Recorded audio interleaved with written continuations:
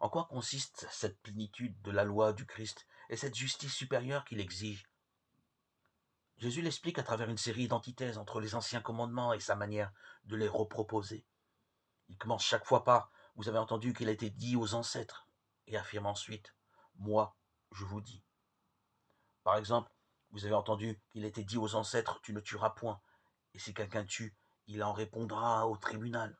Eh bien, moi, je vous dis Quiconque se fâche contre son frère en répondra au tribunal. Matthieu 5, 21, 22. Et cela par 6 fois.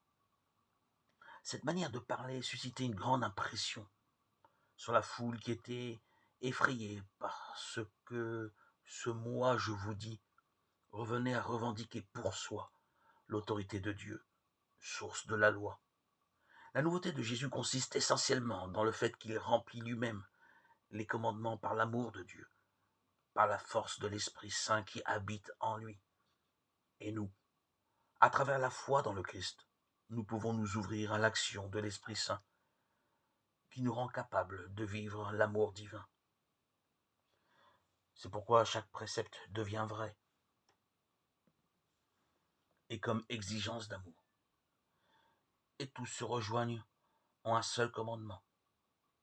Aime Dieu de tout ton cœur et aime ton prochain comme toi-même. La charité est donc la loi dans sa plénitude, écrit l'apôtre Paul.